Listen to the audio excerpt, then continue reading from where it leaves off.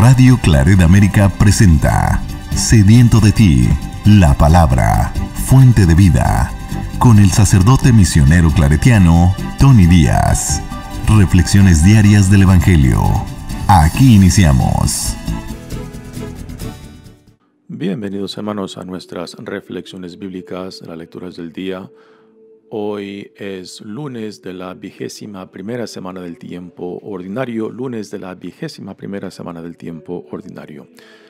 La primera lectura de hoy viene de la carta de San Pablo a los Tesalonicenses, capítulo 1, versículos 1 al 5 y 8 al 10. Pablo, Silvano y Timoteo, deseamos la gracia y la paz a la comunidad cristiana de los tesalonicenses, congregada por Dios Padre y por Jesucristo el Señor. En todo momento damos gracias a Dios por ustedes y los tenemos presentes en nuestras oraciones. Ante Dios, nuestro Padre, recordamos sin cesar las obras que manifiestan la fe de ustedes, los trabajos fatigosos que han encendido su amor y la perseverancia que les da su esperanza en Jesucristo nuestro Señor. Nunca perdemos de vista, hermanos muy amados de Dios, que Él es quien los ha elegido. En efecto, nuestra predicación del Evangelio entre ustedes no se llevó a cabo solo con palabras, sino también con la fuerza del Espíritu Santo, que produjo en ustedes abundantes frutos. Bien saben cómo hemos actuado entre ustedes para su propio bien. Su fe en Dios ha llegado a ser conocida no solo en Macedonia y Acaya, sino en todas partes, de tal manera que nosotros ya no teníamos que decir nada, porque ellos mismos cuentan de qué manera tan favorable nos acogieron ustedes y cómo, abandonando los ídolos, se convirtieron al Dios vivo y verdadero para servirlo, esperando que venga desde el cielo su Hijo, Jesús, a quien Él resucitó de entre los muertos, y es quien nos libra del castigo verdadero. Palabra de Dios. El salmo responsorial es el Salmo 149 y el responsorio es: El Señor es amigo de su pueblo. El Señor es amigo de su pueblo. Entonen al Señor un canto nuevo. En la asamblea litúrgica alábenlo. Es su Creador y Rey, el Señor. Alégrese Israel, su pueblo santo. En honor de su nombre que haya danzas, alábenlo con arpa y tamboriles. El Señor es amigo de su pueblo y otorga la victoria a los humildes. Que se alegren los fieles en el triunfo, que inunde el regocijo sus hogares, que alaben al Señor con sus palabras, porque en esto su pueblo se complace. El Señor es amigo de su pueblo. El Evangelio de hoy viene de Mateos capítulo 23, versículos 13 al 22. En aquel tiempo Jesús dijo a los escribas y fariseos: ¡Ay de ustedes, escribas y fariseos, hipócritas, porque les cierran a los hombres el reino de los cielos! Ni entran ustedes ni dejan pasar a los que quieren entrar. ¡Ay de ustedes, escribas y fariseos, hipócritas, que recorren mar y tierra para ganar un adepto, y cuando lo consiguen, lo hacen todavía más digno de condenación que ustedes mismos! ¡Ay de ustedes, guías ciegos, que enseñan que jurar por el templo no obliga, pero que jurar por el oro del templo sí obliga! Insensatos y ciegos, ¿qué es más importante, el oro o el templo? ¿Qué santifica al oro? También enseñan ustedes que jurar por el altar no obliga.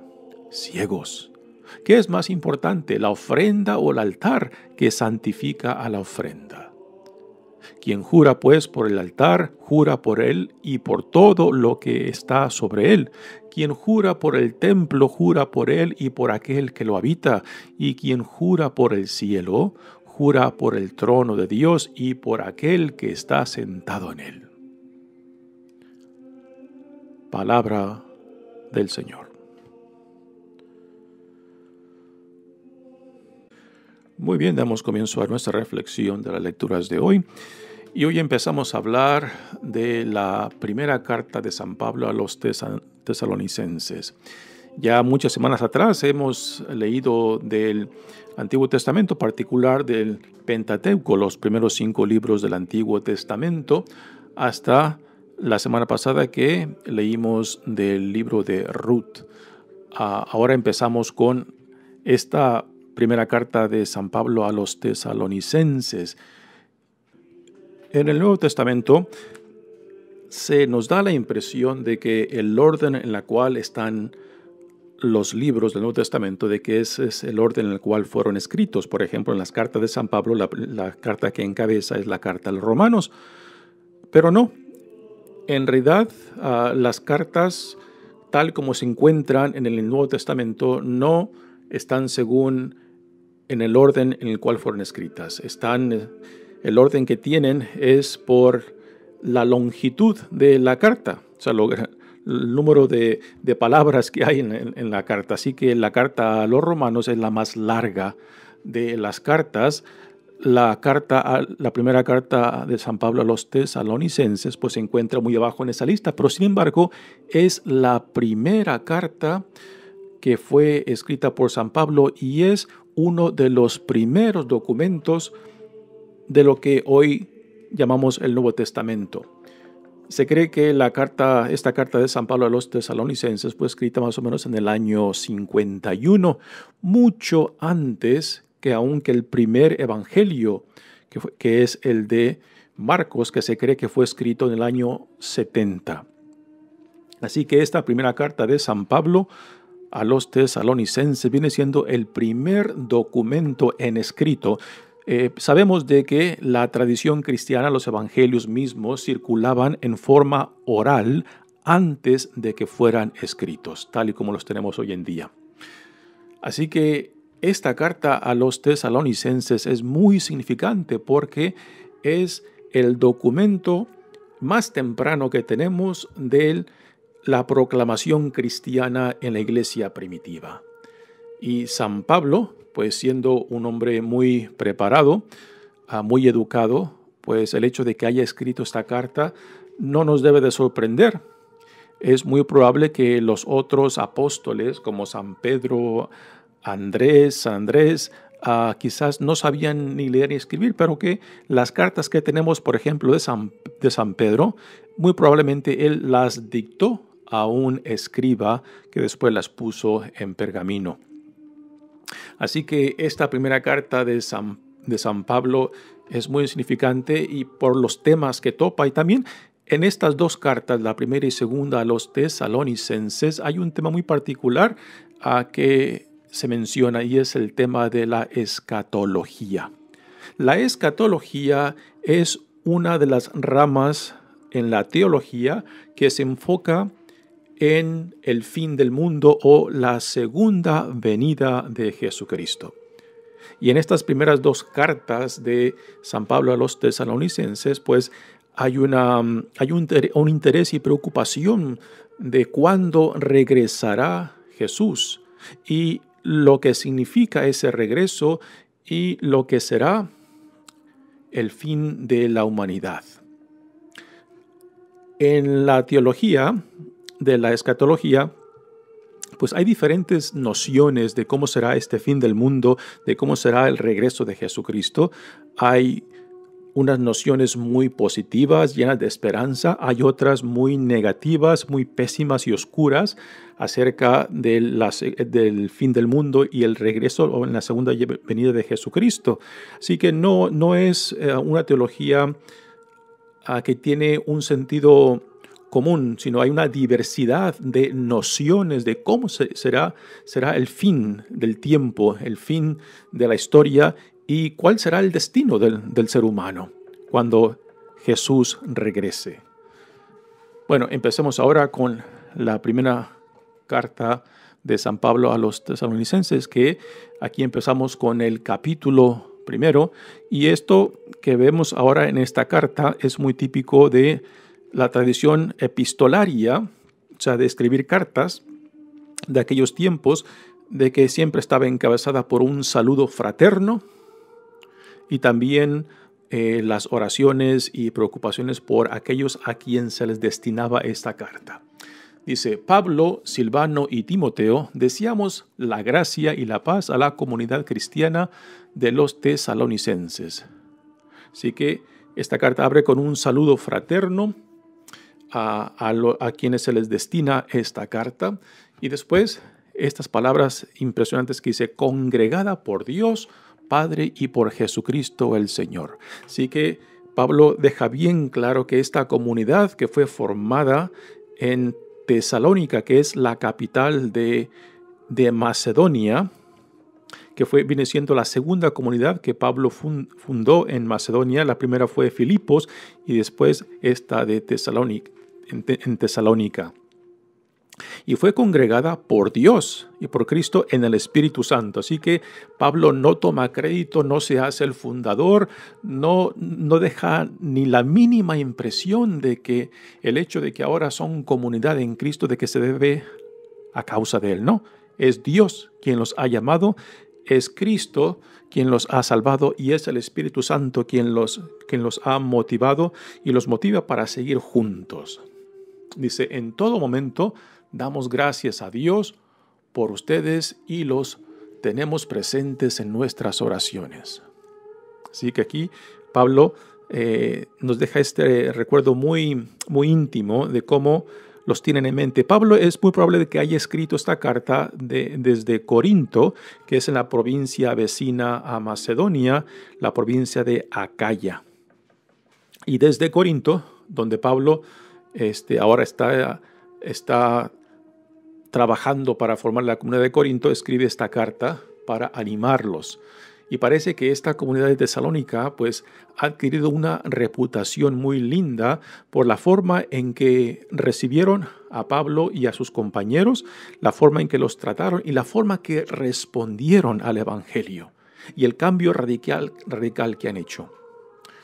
Dice: ante Dios, nuestro Padre, recordamos sin cesar las obras que manifiestan la fe de ustedes, los trabajos fatigosos que ha emprendido su amor y la perseverancia que les da su esperanza en Cristo nuestro Señor. Así que aquí Pablo hace mención de tres cosas que manifiestan la nueva vida de los hermanos en esta comunidad tesalónica, manifestada en la fe, en los trabajos que llevan a cabo por medio de esta conversión, por medio de esta fe y esperanza en Cristo, y también la perseverancia que les da su esperanza en Jesucristo. Aquí hace referencia al regreso de Jesucristo, de que perseveran con gran esperanza, perseveran con gran ardor de desear ansiosamente el regreso, la segunda venida de Jesucristo nuestro Señor. Dice: nunca perdemos de vista, dice Pablo, hermanos muy amados de Dios, que Él es quien los ha elegido. Nuevamente ahí regresa a lo que dijo ya en el principio, cuando dice que congregada por Dios Padre y por Jesucristo, y aquí nuevamente afirma lo mismo. Nunca perdemos de vista, hermanos muy amados, que Dios es Él quien los ha elegido. Es Dios quien los llamó, es Dios quien los eligió, es Dios quien los consagró en Jesucristo por medio del Espíritu Santo. En efecto, nuestra predicación del Evangelio entre ustedes no se llevó a cabo solo con palabras, sino también con la fuerza del Espíritu Santo. Así que el mismo testimonio de Pablo y sus compañeros no fue nada humano, no fue nada de lo cual ellos puedan darse crédito personal, sino fue Dios por medio del poder del Espíritu Santo que llevó a cabo esta evangelización, compartir la buena nueva con ellos. Dice, y no se llevó a cabo sino no solo con palabras, sino con el ejemplo, el testimonio de vida en Cristo que ellos proclamaban de palabra. Así que, así como Jesús nunca simplemente evangelizó por medio de la palabra, sino con su propio testimonio, su forma de tratar a otros, su forma de manifestar su dignidad e identidad como el Hijo amado de Dios, como el Mesías. Igualmente Pablo afirma lo mismo, que no solamente de palabras, sino con el testimonio de vida de que las palabras que ellos proclamaban estaban encarnadas en sus vidas, en la forma que los trataron, en la forma que hicieron comunidad. Sino también con la fuerza del Espíritu Santo que produjo en ustedes abundantes frutos. Bien saben cómo hemos actuado entre ustedes para su propio bien. Esto es algo que Pablo tiene como algo de orgullo muy personal, de que nunca en sus labores misioneras buscó ser una carga para nadie, para ninguna de las comunidades que él fundó personalmente, para que después no lo acusaran de aprovecharse de la gente que evangelizaba. Él se sostenía por sí mismo, y aunque algunos, particularmente esta comunidad de Tesalónica y los de Filipo, le ayudaban económicamente, nunca fue algo que él les impuso, sino que ellos por su propia generosidad ayudaban a Pablo en sus misiones. Dice, su fe en Dios ha llegado a ser conocida no solo en Macedonia y Acaya. Así que nuevamente, Tesalónica es la capital de esta región de Macedonia, de la cual también la ciudad de Filipo, que fue la primera comunidad en esta región donde Pablo funda una comunidad, y después de Filipo se van a Tesalónica, repito, que es la capital de Macedonia. Acaya está hacia el sur de lo que hoy en día es Grecia, y en Acaya se encuentra el puerto de Corinto, que fue la otra comunidad más significante que Pablo fundó y que le costó muchos dolores de cabeza a esta comunidad. Tenemos 2 cartas que Pablo les dirige. También son cartas muy importantes, muy impresionantes, donde deja plasmado pues las enseñanzas de la iglesia en este periodo de crecimiento. Dice, sino en todas partes, de tal manera que nosotros ya no teníamos que decir nada. Así que la conversión de los hermanos de Tesalónica se ha hecho muy famosa.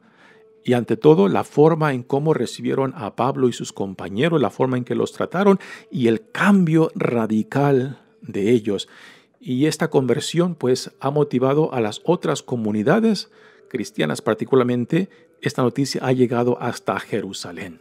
Dice, sino que en todas partes, de tal manera que nosotros ya no teníamos que decir nada, porque ellos mismos cuentan de qué manera tan favorable nos acogieron ustedes. Así que aquí habla de la hospitalidad.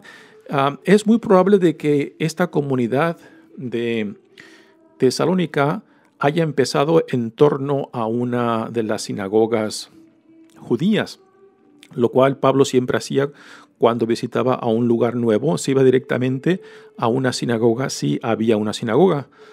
En el caso de Filipo, ahí no había sinagoga. La gente, algunos judíos y acercados a la fe judía, se reunían a la orilla de un río, y es ahí donde Pablo va a encontrarse con estas personas a quien les predica el evangelio, a la orilla de un río, porque no había una sinagoga en Filipo. Pero aquí en Tesalónica, que es la capital de Macedonia, pues ciudad más grande, se cree que tenía unos 200,000 habitantes, y es muy probable que aquí sí hubiera una sinagoga. Pero a pesar de que quizás esta comunidad fue fundada en torno a una sinagoga, se cree que la mayoría de los primeros cristianos eran no judíos o griegos, ¿no? Y que a pesar de esto, pues el recibimiento de Pablo y sus compañeros fue algo muy significante.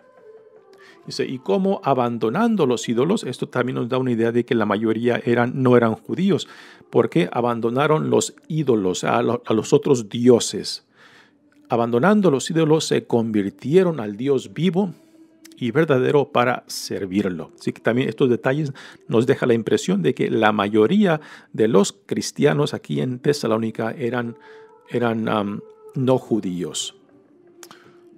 Dice, esperando que venga desde el cielo su Hijo, Jesús, a quien Él resucitó de entre los muertos y es quien nos libra del castigo venidero. Aquí, esta mención que hace esperando que venga desde el cielo su Hijo, recuerdan en el principio de los Hechos de los Apóstoles, la ascensión de Jesucristo, que sube en una nube y que igualmente en un tipo de forma semejante pues, esperan el regreso, la segunda venida de Jesucristo. Y en estas primeras cartas de San Pablo a los tesalonicenses hay una inquietud, un interés muy urgente de que la segunda venida está ya próxima, de que será en esa generación. No es más adelante en las siguientes cartas de San Pablo donde esta urgencia escatológica va disminuyendo cuando se va acrecentando la idea de que el regreso tardará.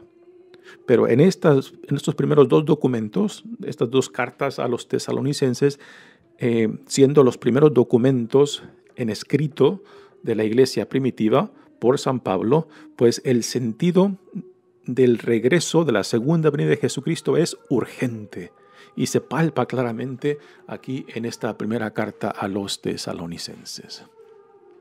Muy bien, pasemos ahora al Evangelio de hoy, que viene de Mateos, y tenemos en este capítulo 23 al principio de las denuncias de Jesucristo a los escribas y fariseos, o los famosos ayes. ¿Por qué ayes?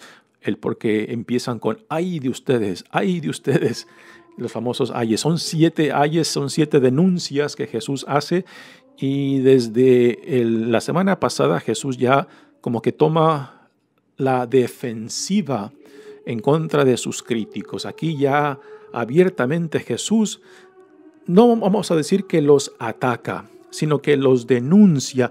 Pero lo que está denunciando, hay que estar bien claro qué es lo que denuncia Jesús.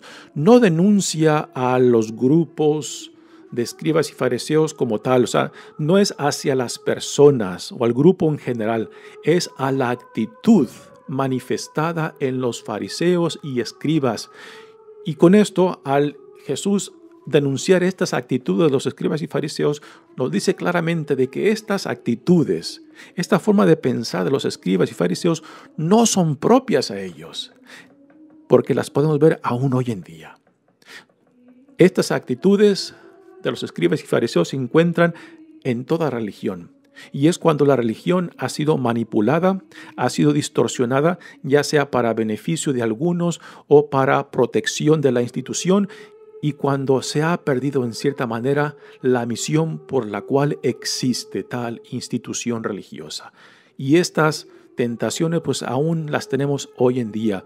Cuando perdemos de vista el por qué existe la iglesia cristiana, pues entonces nos desviamos a intereses personales, ya sean políticos, económicos o de poder, ¿no? Y cuando se manifiesta esto, pues entonces ya no buscamos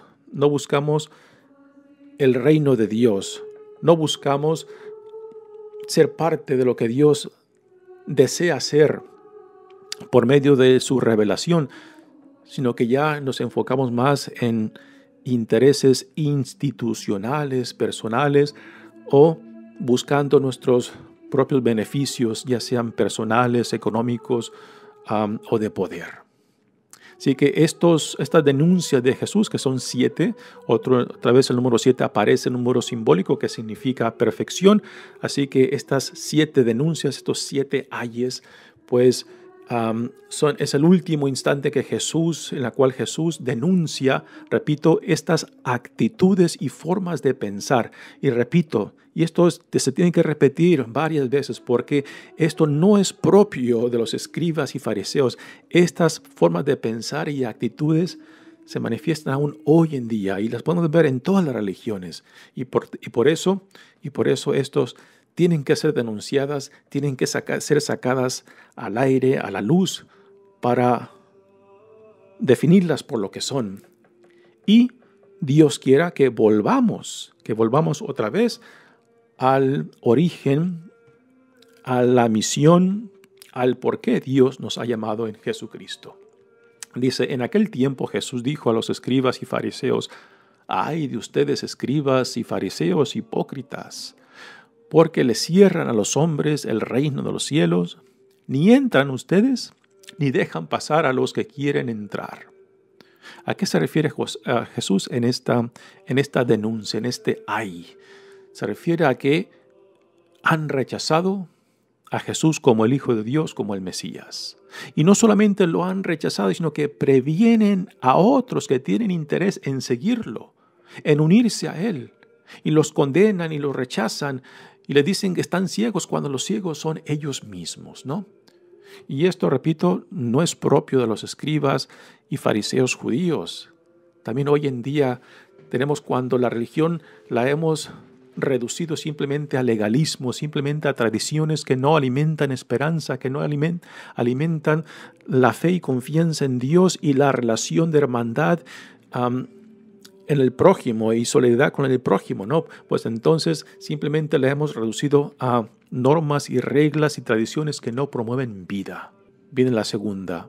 Ay de ustedes, escribas y fariseos hipócritas, que recorren mar y tierra para ganar un adepto, y cuando lo consiguen, lo hacen todavía más digno de condenación que ustedes mismos. Nos dicen los comentaristas en el del Nuevo Testamento que en el tiempo de Jesús, el judaísmo experimentaba un gran celo misionero de atraer a otros a la fe del Dios de Israel, y que había muchos hombres judíos misioneros que se dedicaban a promover la fe en el Dios verdadero para atraer a otros al culto, ¿no?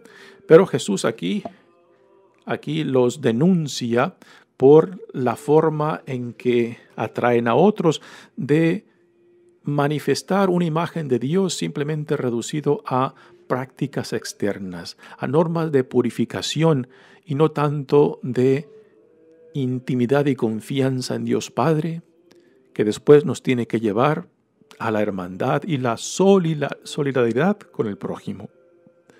Así que Jesús denuncia la forma de evangelizar de los judíos misioneros, de que habían distorsionado de tal forma el espíritu del judaísmo que lo habían reducido simplemente a prácticas externas y no al espíritu de la alianza, ni no al espíritu de la ley, y no al espíritu del amor de Dios por su pueblo, y no al espíritu de la hermandad, no solamente entre la comunidad judía, sino también más allá del pueblo judío. Y esto es aquí lo que Jesús denuncia en este segundo ay. Después viene el tercero. En este evangelio de hoy cubriremos tres de las denuncias, tres de los ayes, tres de los 7. El miércoles cubriremos los dos más, los dos últimos.